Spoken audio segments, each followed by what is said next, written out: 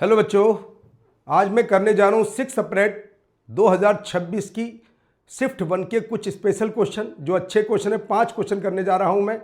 ये question memory based नहीं है, जैसा पेपर आया उस पेपर के क्वेश्चन है। 5 क्वेश्चन स्टेप बाय स्टेप समझिए, कुछ ना कुछ नया सीखने को जरूर मिलेगा, जो मुझे अच्छे लगते हैं 5 क्वेश्चन। पहला क्वेश्चन है, एक मैट्रिक्स है 3 ऑर्डर की, ऑर्डर स्क्वायर है और ए स्क्वायर एडजॉइंट ए, 2 बार लिखा है एडजॉइंट ए। पहले एडजॉइंट होता क्या है, पहले इसी की बात कर लें। देखो जी, फॉर्मूला होता है एडजॉइंट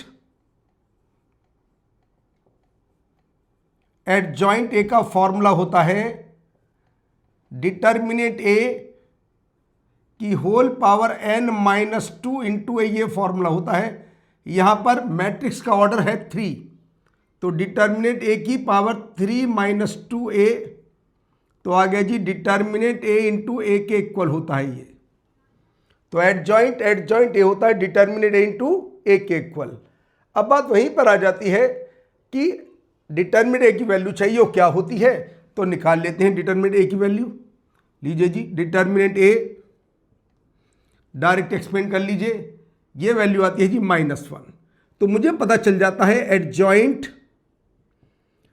एडजॉइंट ए ये हो जाता है जी -a। एक तो मुझे इसका पता चल गया जो मुझे पुट करना है इस रिलेशन के अंदर, ये कंप्लीट। अब दूसरी कंडीशन के अंदर एडजॉइंट ए लिखा है। अब जरा इसकी वैल्यू भी निकाल लेते हैं एक साथ, इसमें मल्टीप्लाई करना होगा मुझे। देखिए जरा कैसे, इसी के अंदर दोनों साइड में एडजॉइंट ए का मल्टीप्लाई कर देता हूं। लीजिए जी, एडजॉइंट ए का मल्टीप्लाई कर देता हूं इसमें दोनों साइड में।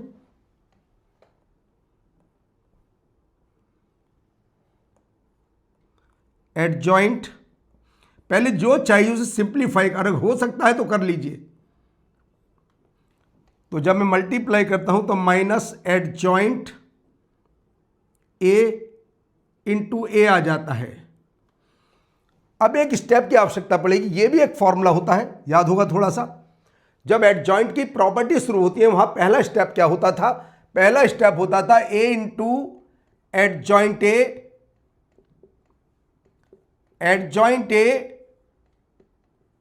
Into A determinant A IN, ये होता था जी फॉर्मूला। मगर यहां पर ये 3 ऑर्डर की है तो मैं इसे I लिखा, तो इसके स्थान पर लिख सकता हूं मैं माइनस डिटर्मिनेंट ए I, और डिटर्मिनेंट -1 है तो ये सब कुछ I के इक्वल आ गया, ये सब कुछ I के इक्वल आ जाता है। अब मेरा क्वेश्चन बहुत आसानी से हो जाएगा। देखिए, मैंने सभी कंडीशन, केवल 2 प्रॉपर्टी, एडजॉइंट की 2 प्रॉपर्टी, एक ये प्रॉपर्टी यूज हुई और एक ये, यहां से तो सारी प्रॉपर्टी स्टार्ट ही होती है। अब मैं इक्वेशन में सभी वैल्यू पुट करने जा रहा हूं। देखिए, बड़ा क्वेश्चन हो सकता है, आसान भी होता है। अब सभी वैल्यूज को मैं इक्वेशन के अंदर पुट करता हूं तो हो जाती है equation A square alpha adjoint A, यह है जी माइनस ए अल्फा प्लस बीटा आई, लेफ्ट हैंड साइड हो जाती है बीटा आई, और ये हमें गिवन है किसके इक्वल है जी 2 - 2 2 -2 0 -1 0 0 -1, इसके बैलेंस करना चाहेंगे हम। अब कंडीशन ए तो मुझे सोल्व करना ही पड़ेगा ए स्क्वायर, क्यों, मुझे अल्फा बीटा की वैल्यू चाहिए, कंपेयर करके निकलेंगी तो वो तो मुझे निकालना ही पड़ेगा ए स्क्वायर। मगर एक सलाह दी जाती है, यहां पर केवल 2 अननोन है अल्फा और बीटा, तो जब मल्टीप्लाई करो तो केवल एक रो की काम से ही काम चल सकता है, एक रो को कंपेयर करके। बताता हूं कैसे।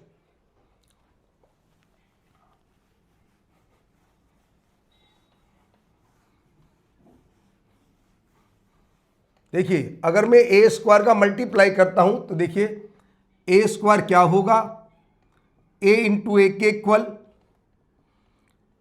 मैट्रिक्स का मैट्रिक्स में मल्टीप्लाई,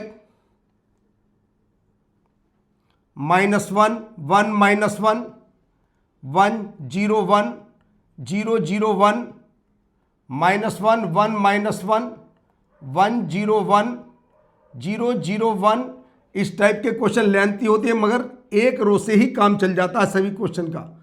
अब जरा रो बाई कॉलम मल्टीप्लाई करो, ये आ जाता है 2, रो बाई कॉलम मल्टीप्लाई 2। अब इसी का मल्टीप्लाई ये आता है जी रो बाई कॉलम मल्टीप्लाई -1। अब इसको देख लीजिए जी 1 1 2, ये आता है जी 1। बस और को छोड़ दीजिए, और से मेरा कोई मतलब नहीं है। ऑब्जेक्टिव क्वेश्चन है, ऑब्जेक्टिव तरीके से करना चाहिए हमें। एक रो, क्योंकि मुझे केवल 2 अननोन चाहिए अल्फा बीटा, वो कंपेयर करके निकाल लूंगा। अब देखते रहिए कंडीशन क्या करता हूं मैं। इक्वेशन के अंदर है ए स्क्वायर, लो जी ए स्क्वायर आ जाता है मेरे पास 2 -1 1, और सबको छोड़ दीजिए, कोई आवश्यकता नहीं है, प्लस ए के अंदर माइनस अल्फा का मल्टीप्लाई कर दीजिए, माइनस अल्फा का ए के अंदर, केवल फर्स्ट रो के अंदर माइनस अल्फा का multiply, alpha minus alpha alpha, केवल फर्स्ट रो के अंदर मल्टीप्लाई, औरों से मेरा कोई मतलब नहीं है। तीसरा एलिमेंट क्या है जी, सबको लिखने की आवश्यकता कभी होती ही नहीं। तीसरा है जी बीटा में आई का मल्टीप्लाई, आई होता है identity matrix, beta 0 0 0 beta 0 0 0 beta, और इन सबका सम इक्वल है 2 -2 2 -2 0 -1 0 0 -1, ये सब इसके इक्वल है। मुझे केवल पहली रो से मतलब है, पहली रो के एलिमेंट आपस में ऐड कर लीजिए, 2 + अल्फा + बीटा -1 - अल्फा, और तीसरा वाला ओनली 1 + अल्फा, और उसे हमारा कोई मतलब नहीं। इसके भी पहली रो के एलिमेंट से कंपेयर करना है मुझे, औरों को लिखो मत लिखो कोई फर्क नहीं पड़ता मुझे। अब कंपेयर कीजिए, देखिए 2 + अल्फा + बीटा आता है 2, तो पता चल जाता है अल्फा + बीटा है 0, और 1 + अल्फा आता है 2, तो अल्फा आ जाता है 1। जब अल्फा 1 तो बीटा आता है -1। देखिए केवल एक रो से एलिमेंट कंपेयर कर लिया मैंने, कुछ करा ही नहीं अभी तक। भाई मल्टीप्लाई तो करना ही है, अगर काम नहीं चलेगा एक बार बाद में कर लेंगे मल्टीप्लाई, इतनी जल्दी क्या है। तो अल्फा + बीटा आ जाता है 0, अल्फा आ जाता है 1। जब अल्फा 1 तो बीटा पूछा गया था, बताओ अल्फा माइनस बीटा का होल स्क्वायर क्या होगा। लो जी अल्फा माइनस बीटा 2 हो जाता है, 2 का स्क्वायर 4, 4 इज करेक्ट आंसर। इसका आंसर आता है जी 4 आंसर आता है। ये था जी इंटीजर टाइप का क्वेश्चन। कितना अच्छा क्वेश्चन है, डराने वाला क्वेश्चन है। तो मैंने जो अप्रोच बताई ऐसे ही क्वेश्चन करना चाहिए। अब मैं दूसरा क्वेश्चन करने जा रहा हूं। ये क्वेश्चन है जी फंक्शन का। इसमें डोमेन की बात कर रहा है। डोमेन में हमें कौन सा कॉन्सेप्ट लगाना चाहिए वो बात मैं क्लियर कर देता हूं। देखिए जरा ध्यान से, बहुत से बच्चे इंटीजर का ग्राफ बनाना शुरू कर देते हैं। इंटीजर का ग्राफ बनाने की गलती ना करें, क्योंकि हमें उसमें ढूंढना पड़ता है कि पॉइंट कहां से कहां तक मूव करेगा, कट करेगा या नहीं करेगा। ये ढूंढने में बहुत टाइम बर्बाद होता है। तो देखिए क्वेश्चन नंबर 2 बड़ा अच्छा क्वेश्चन है। देखिए जरा,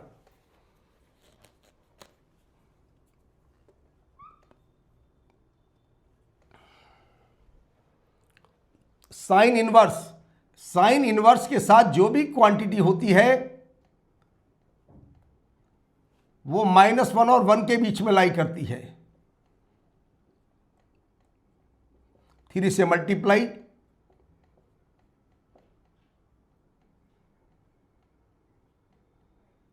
अब देखिए क्या कंडीशन है। अगर x की फॉर्म में कोई लाइन होगी उसका ग्राफ मैं आराम से बना सकता हूं। इंटीजर का ग्राफ बनाना जरा दिक्कत हुई, क्योंकि बाउंड्री का एंड नहीं होता उसका। तो हम क्या करेंगे, फ्रैक्शनल पार्ट में कन्वर्ट करें। केवल फ्रैक्शनल पार्ट का ग्राफ बना सकते हैं, क्योंकि वो ग्राफ 0 से 1 तक बनता है आराम से। कैसे, -3 x प्लस x में से फ्रैक्शनल पार्ट हटा दीजिए, इंटीग्रल पार्ट बचेगा। -3 - 2x लेस और equal to minus fractional part x 3 minus 2x, minus का मल्टीप्लाई कर देते हैं 3 plus 2x fractional part x, जब माइनस का मल्टीप्लाई तो ग्रेटर इक्वल टू बन जाता है -3 प्लस 2x, यानी कि फ्रैक्शनल पार्ट का ग्राफ इन दोनों के बीच में होगा। तो पहले इन दोनों ग्राफ बनाएंगे या पहले फ्रैक्शनल पार्ट का, बाद में इन दोनों ग्राफ बनाते हैं, उससे हम डोमेन का पता लगे x के ये इन दोनों के बीच में कहां से कहां तक लाई करेगा, x की वैल्यू क्या होगी। तो मैं ग्राफ की कंडीशन बता रहा हूं, पहले बनाता हूं मैं फ्रैक्शनल पार्ट का ग्राफ। देखिए ध्यान से कैसे बनेगा फ्रैक्शनल पार्ट का ग्राफ।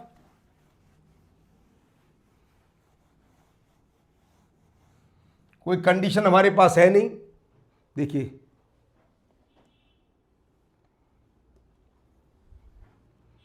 ये होता है जी फ्रैक्शनल पार्ट का ग्राफ।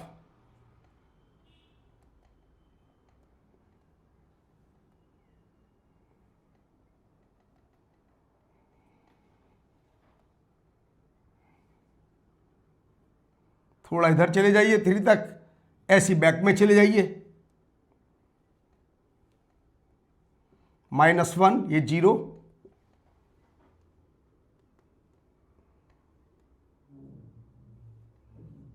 -2,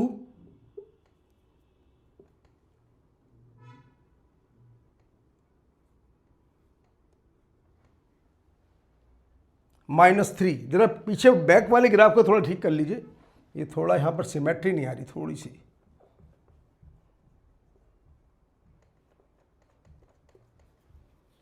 थोड़ा सा और अलग कर लीजिए, यहां कर देता हूं।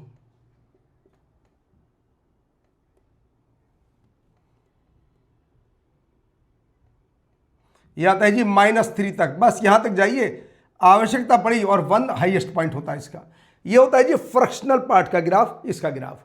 अब मुझे इन दोनों के ग्राफ चाहिए, एक तो चाहिए मुझे 2x - 3 का, और एक चाहिए मुझे ग्राफ 2x + 3 का ग्राफ। कैसे बनेगा, क्या होगा। ये स्ट्रेट लाइन है, इसके ग्राफ बनाना बहुत आसान है।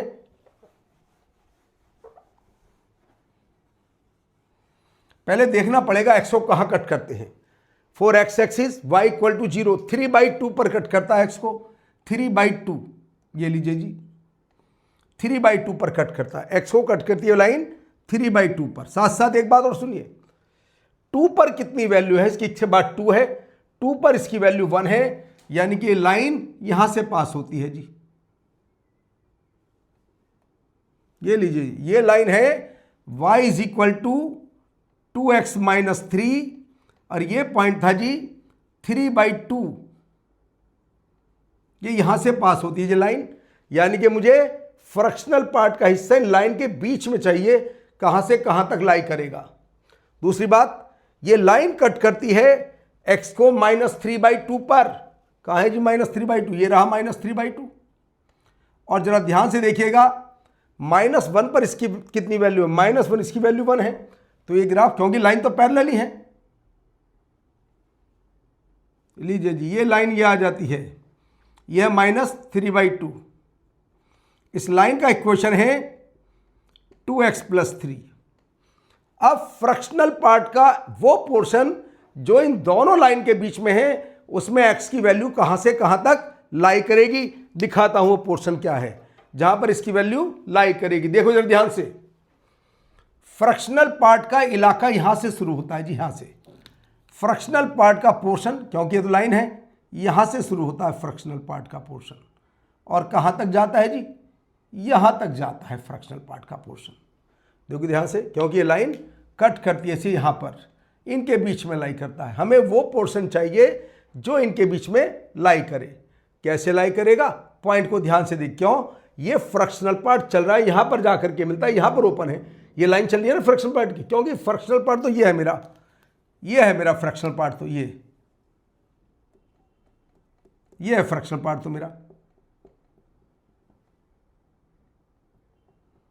यहां तक जा रहा, लाइन को यहां कट कर रहा है, तो इससे पता चलता है x की वैल्यू कहां से कहां तक लाई करेगी। लीजिए, x बिलोंग्स टू -1 पर क्लोज्ड और 2 पर ओपन, ये तुम्हारा आंसर आ गया। x की वैल्यू -1 से 2 पर ओपन है, यहां तक लाई करे, ये इसका डोमेन आ गया। कहता है डोमेन अल्फा बीटा है, तो लो जी अल्फा तो आ गया -1 और बीटा आ गया 2। पूछा गया बताइए alpha square plus beta square क्या होगा, 1 + 4, तो क्वेश्चन का आंसर आ जाता है 5। 5 इज करेक्ट आंसर, यानी कि इसका सेकंड ऑप्शन करेक्ट आंसर है।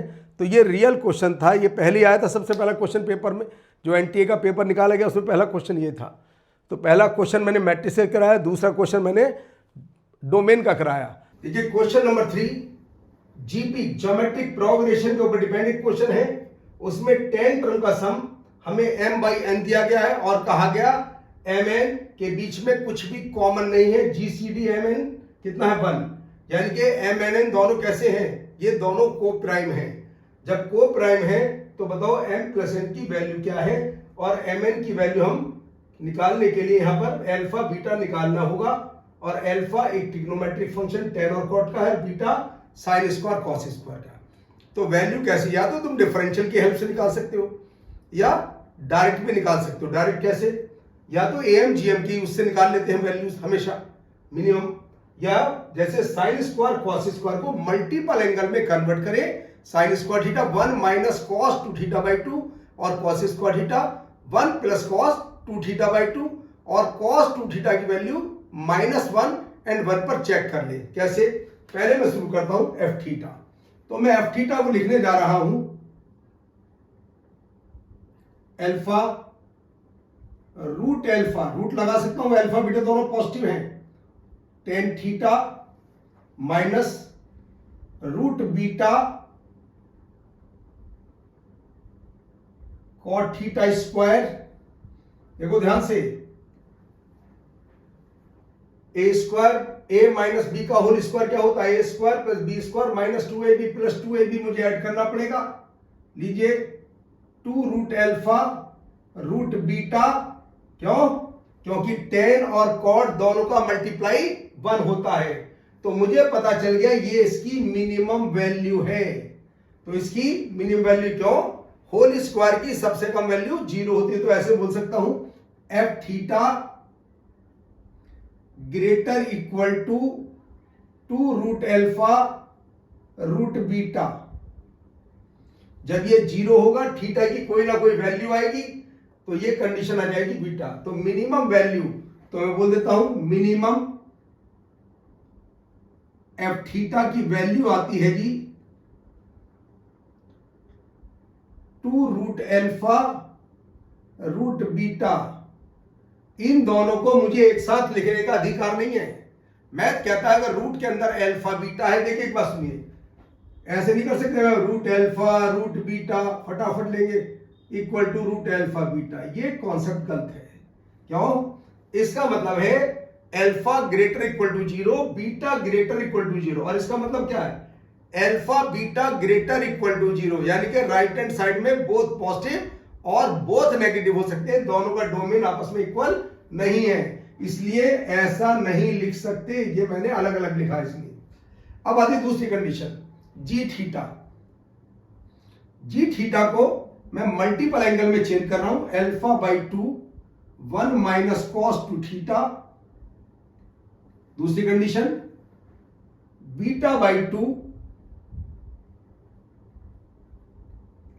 1 + cos 2 थीटा। ध्यान से देख लीजिए, पहली कंडीशन में कोई प्रॉब्लम थी नहीं, क्योंकि थीटा 0 से π/2 तक है। देखो कोई कंडीशन की आवश्यकता, 0 से π/2, 0 और π/2 पर इक्वल नहीं है, क्योंकि tan π/2 इंफिनिटी होता है और cot 0 इंफिनिटी, से मना कर रखा है इसने।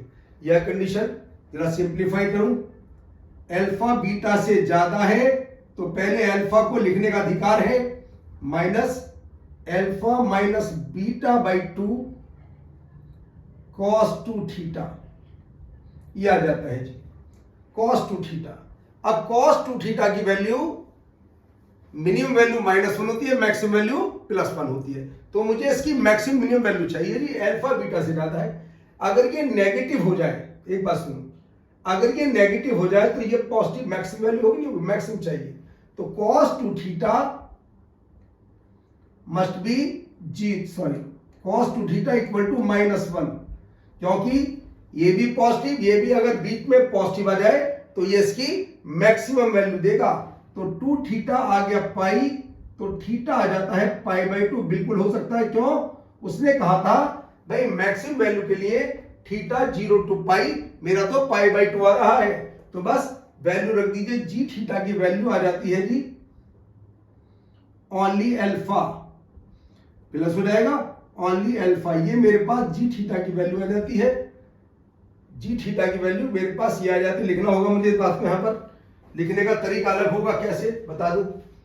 ये तो मुझे आकर रख लो, ये वैल्यू कैसी, ये इसकी मैक्सिमम वैल्यू है, तो ऐसे मत लिखो, आ तो गई मैक्सिमम, ऐसे लिखेंगे मैक्स, उसके रूप में मैक्स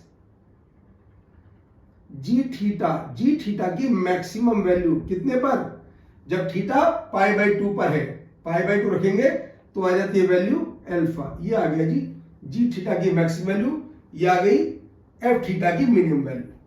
थर्ड स्टेप के अंदर दोनों की मिनिमम और मैक्सिमम वैल्यू आपस में इक्वल दी गई है। अब मैं दोनों को इक्वल करने जा रहा हूं, ध्यान रखना ये बात, ऐसा कभी नहीं होता वरना गलत हो जाए क्वेश्चन। दोनों की डोमेन अलग अलग है, अब मैं दोनों को आपस में इक्वल करने जा रहा हूं।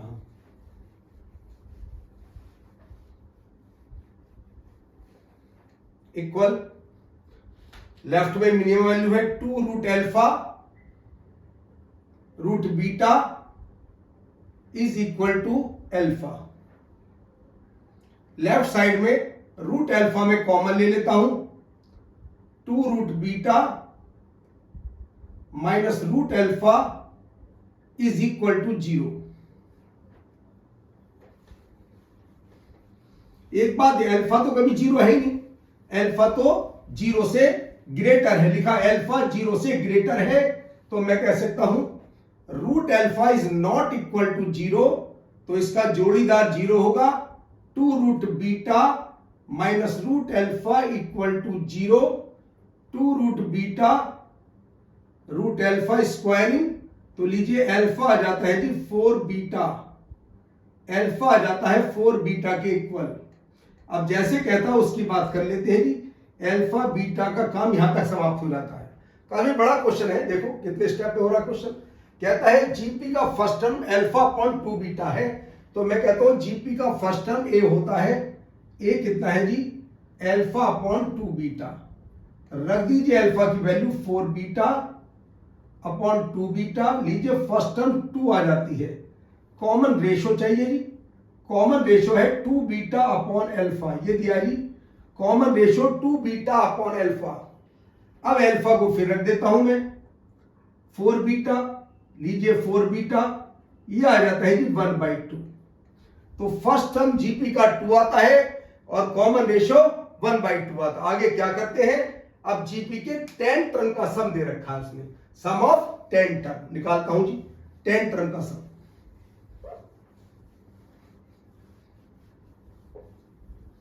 और आर यहां पर 1 से कम है, तो जीपी के 10 टर्म का सम का फॉर्मूला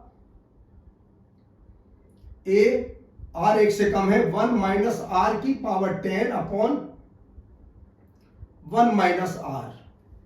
ए रखिए 2, 1 माइनस 1/2 की पावर 10, नीचे 1 माइनस 1/2 आता है जी 4 इंटू 1 माइनस 1 अपॉन 1024, कैलकुलेशन के बाद 1023 और नीचे आ गया 256। ध्यान से देखिए, ये गिवन है m/n के इक्वल, और ये दोनों को प्राइम है, इन दोनों में कुछ भी कॉमन नहीं है, चाहे देख लीजिए। तो हमसे पूछा गया बताओ, तो जब को प्राइम है तो m आ जाता है 1023 और n आ जाता है 256। तो पूछता है बताइए m प्लस n क्या है, दोनों को ऐड कर दीजिए, 9721, ये इसका करेक्ट आंसर है 1279। तो अच्छा क्वेश्चन था ये, क्वेश्चन कहीं पर भी मेमोरी बेस्ड में था ही नहीं, ये क्वेश्चन अलग था इंटीजर टाइप का। अब मैं लेता हूं क्वेश्चन नंबर 4 की बात, यह है डेफिनिट इंटीग्रल का क्वेश्चन, जो भी आसान से आसान टेक्निक होगी उससे करेंगे इस क्वेश्चन को। क्वेश्चन नंबर 4,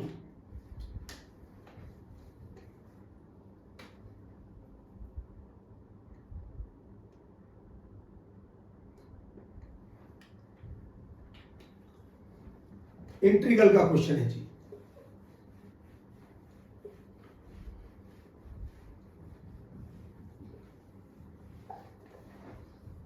-π/4 से π/4 लिमिट है। मैं कभी भी जब लिमिट माइनस से प्लस होती है इवन ऑड का, मैंने आज तक सहारा लिया ही नहीं कभी क्वेश्चन करने में। सो कैसे करेंगे बता दो। लेट आई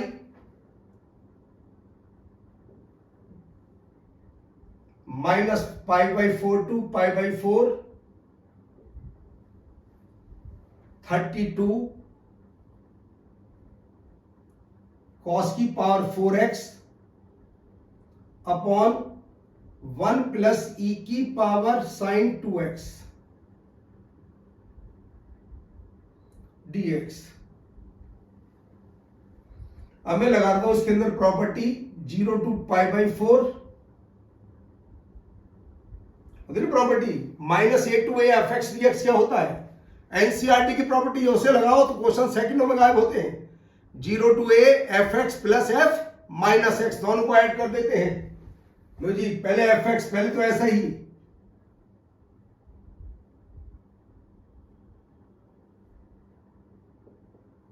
अब x के स्थान पर माइनस x रखकर दोनों को ऐड कर दीजिए, ऊपर तो इफेक्ट पड़ेगा नहीं।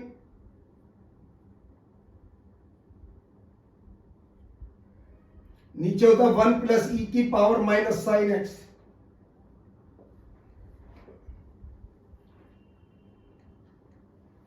इसके बाद क्या होता है 0 टू π/4 32 cos की पावर 4x कॉमन आ जाता है और 1 अपॉन, ये तो सब कैंसिल हो जाएगा वरना दुनिया में कोई इसका इंटीग्रल नहीं कर पाएगा e की पावर साइन x का।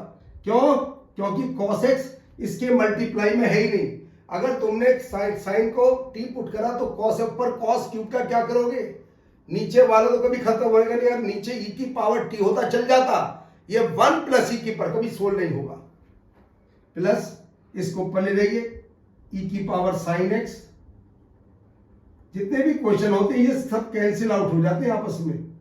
ये लीजिए जी, अब जरा एलसीएम लीजिए, 1 प्लस e की पावर साइन x और ऊपर भी 1 प्लस, दोनों आपस में कैंसिल आउट हो गए। तो मेरा क्वेश्चन क्या बच जाता है, अब मैं आगे बढ़ता हूं।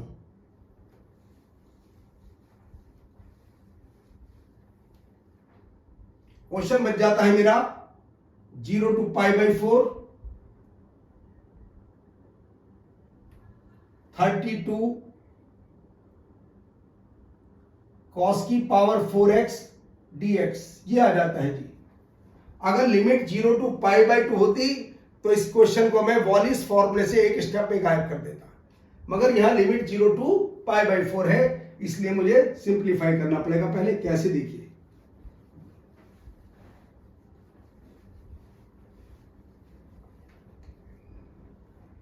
इसको लिख देता हूं मैं 8 0 टू π/4 2 cos स्क्वायर x का होल स्क्वायर, ऐसे लिख देता हूं, जिसे मैं मल्टीपल में कन्वर्ट कर रहा हूं। ये होता है 1 प्लस cos 2x।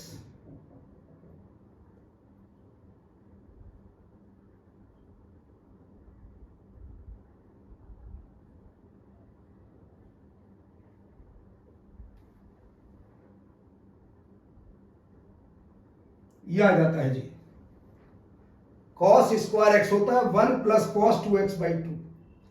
अब इस x में कॉन्ट्रैक्शन प्रॉपर्टी को थोड़ा यूज कर रहा हूं, x में 2 का डिवाइड, बाहर भी डिवाइड, लिमिट में 2 का मल्टीप्लाई, बाहर भी डिवाइड, लिमिट में 2 का मल्टीप्लाई, कॉन्ट्रैक्शन प्रॉपर्टी लगा दी मैंने। 1 प्लस cos x का थोड़ा क्वेश्चन आसान हो जाता है, कॉन्ट्रैक्शन प्रॉपर्टी का बहुत फायदा होता है। तुम्हें t मानने की आवश्यकता ही नहीं पड़ती, 2x को t माना तो एक काम करता हूं, जैसे मेरे 2x को x बनाना है, x में 2 से डिवाइड, बाहर भी 2 से डिवाइड करो और लिमिट में 2 से मल्टीप्लाई, इसी का नाम है कॉन्ट्रैक्शन प्रॉपर्टी। आगे बढ़ाता हूं कंडीशन को,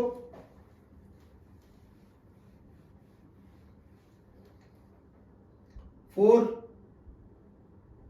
थोड़ा सा लेंथ ही बैठ रहा है question, 1/π/2 1 plus 2 cos x plus cos square x dx।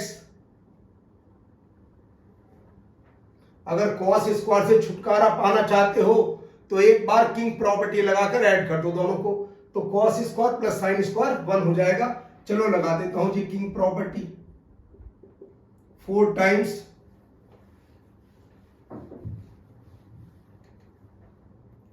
और तो पार्ट में कुछ है ही नहीं। हाँ जी किंग प्रॉपर्टी लगा देता हूं 1 प्लस 2 साइन एक्स और ये हो जाता है कि साइन स्क्वायर एक्स।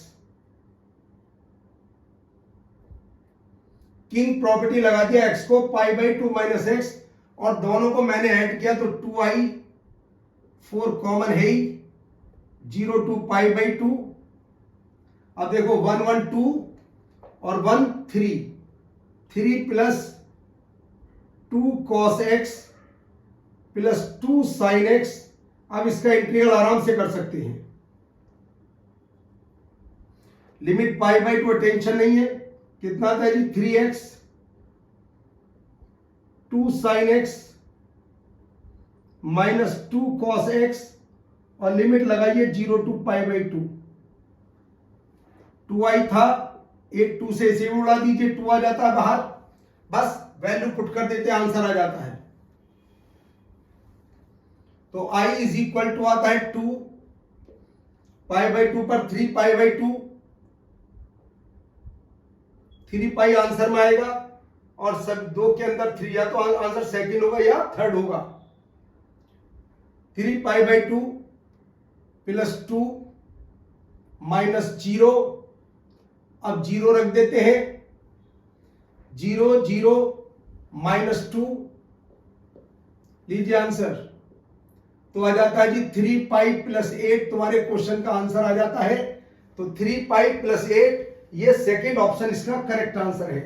तो हमने डेफिनेट इंटीग्रल का क्वेश्चन किया माइनस a टू a वाली प्रॉपर्टी लगा करके इवन ऑड को बिना चेक किए, तो कितना आराम से क्वेश्चन हो गया देख सकते हो। और यहां पर मैंने किंग लगाया, किंग नहीं लगाते तो कॉस स्क्वायर एक्स को 1 plus cos 2x by 2 convert करके फिर कर सकते थे।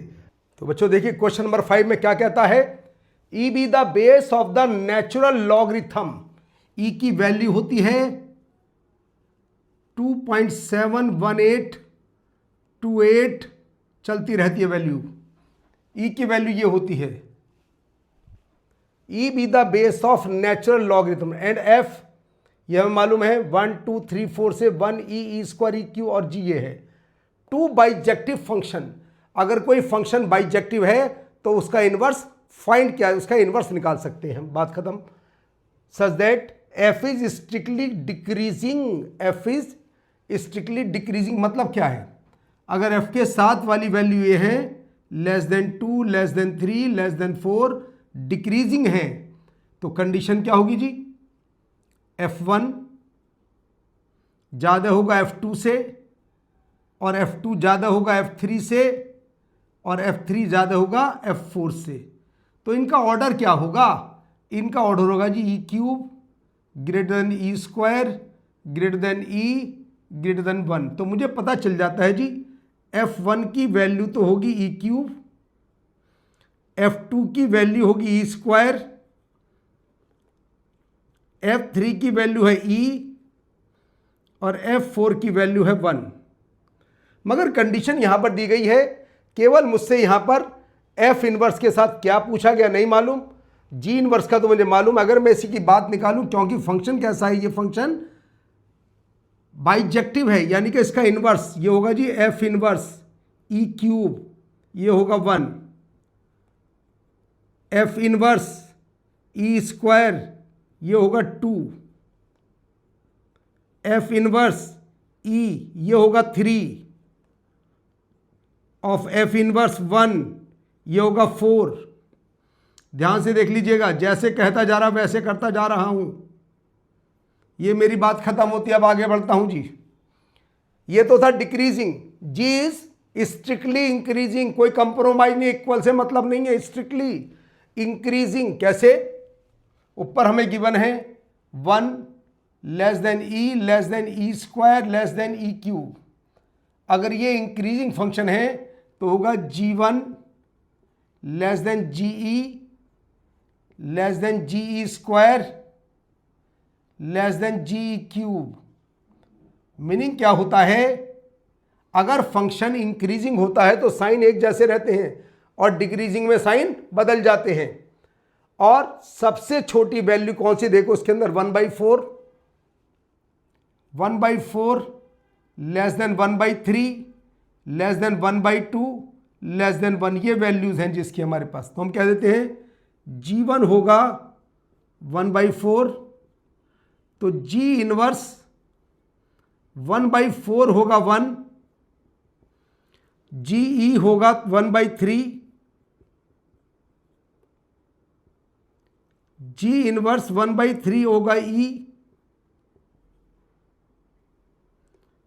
GE स्क्वायर होगा 1/2, तो G इनवर्स 1/2 होगा E square. Last GE cube होगा 1, तो G इनवर्स 1 होगा E क्यूब। अभी मैंने कुछ नहीं करा, उसने क्वेश्चन में कहा था, ये उसने मुझे फंक्शन के रिलेशन दे रखा है, ये डोमेन, ये इसकी रेंज, एक्चुअल रेंज नहीं कोडोमेन है ये इसकी, ये सेम कंडीशन। 2 बाइजेक्टिव फंक्शन है, अगर कोई बाइजेक्टिव फंक्शन होता है तो उसका इनवर्स निकाल, बाइजेक्टिव मतलब 1 1 ऑन टू, उसका हम इनवर्स निकाल सकते हैं डायरेक्ट। तो ये दे रखा है कि इनवर्स निकाल लीजिए, such that f is strictly decreasing, अगर x की वैल्यू इंक्रीज होगी तो फंक्शन की वैल्यू डिक्रीज होगी, and g is strictly increasing, जैसे जैसे g में x की वैल्यू इंक्रीज होगी फंक्शन की वैल्यू भी इंक्रीज होगी, उसे कहते हैं स्ट्रिक्टली इंक्रीजिंग। अब आते हैं कंडीशन को, मैंने सभी की वैल्यू निकाली लेस, तो मेरे पास वैल्यूज आ गई। अब मैं फंक्शन की बात करने जा रहा हूं, G इनवर्स 1/2, मुझे चाहिए G इनवर्स 1/2, ये लीजिए G इनवर्स 1/2, केवल और कुछ नहीं चाहिए। जब G इनवर्स 1/2 है मेरे पास E स्क्वायर, तो मुझे चाहिएगा F इनवर्स E स्क्वायर। इन दोनों कंडीशन का मुझे आवश्यकता पड़ेगी और किसी की कोई आवश्यकता नहीं है। तो पहले मैं φx फंक्शन निकालने जा रहा हूं कि φx फंक्शन है क्या।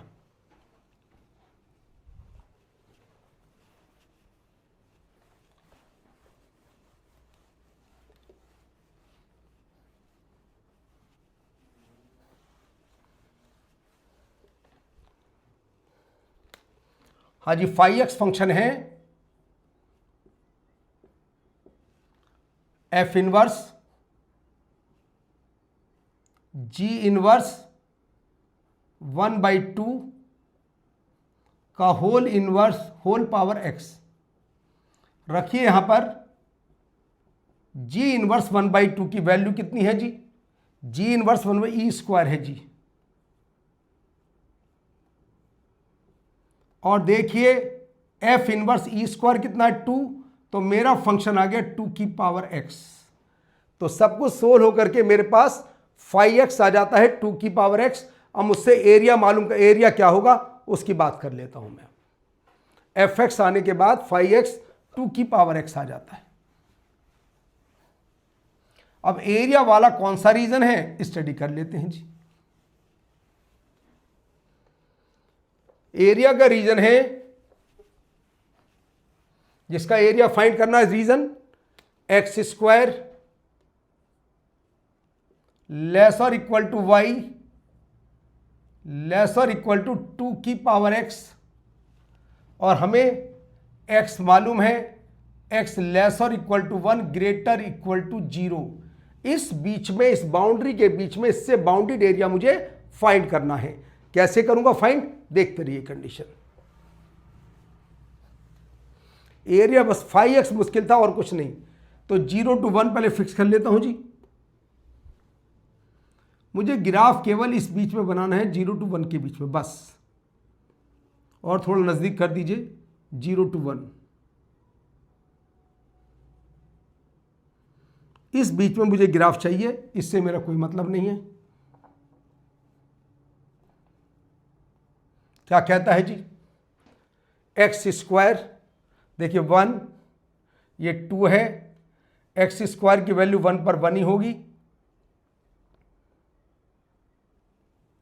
ये आगे जी y is equal to x square. मैं तो इस बाउंड्री की बात कर रहा हूं।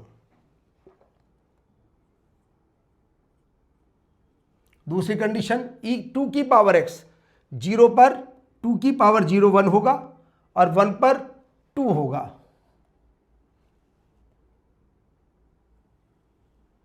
ये आ गया जी y इज इक्वल टू 2 की पावर x का ग्राफ। ये आ गया y इज इक्वल टू 2 की पावर x। अब इन दोनों से बाउंडेड चाहिए मुझे एरिया। इन दोनों से बाउंडेड एरिया क्या है? 2 की पावर x और x स्क्वायर दोनों से बाउंडेड और x की वैल्यू 0 to 1, इस बीच का एरिया क्या होगा? इस एरिया की बात कर रहा है, इस वाले रीजन की बात।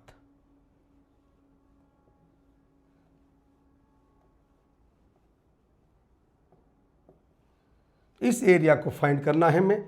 एरिया कट तो कभी करेगा ही नहीं कभी आपस में। एरिया होगा 0 to 1, अपर माइनस लोअर। अपर है 2 की पावर x और लोअर है x स्क्वायर।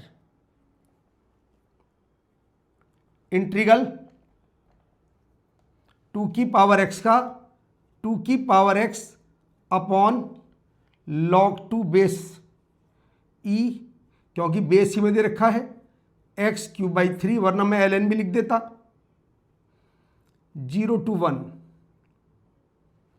1 पर क्या आता है जी 2 अपॉन log 2 बेस e -1/3 और 0 पर 1 upon log 2 base e -0। Simplify करने के बाद आता है 1 upon log 2 base e -1/3। LCM ले लेते हैं। 3 log 2 बेस e, तो आज 3 minus log 2 base e answer आ जाता है। ये मेरा फाइनल आंसर है, 3 minus log 2 base e upon 3 log 2। ये इसका आ जाता है फर्स्ट पार्ट। देख लीजिए कितना लेंथी क्वेश्चन है जेईई मेन का। 6 अप्रैल की मॉर्निंग शिफ्ट का क्वेश्चन है। कितना लेंथी क्वेश्चन। उम्मीद है पांचों क्वेश्चन समझ में आ गए होंगे। ये 5 क्वेश्चन मुझे अच्छे लगे थे तो मैंने वही अच्छे क्वेश्चन करा दिए। उनमें जितनी बेसिक कंडीशन थी मैंने सभी को क्लियर कर दिया है। ध्यान से एक एक क्वेश्चन को दोबारा करने की कोशिश कीजिएगा। Thank you.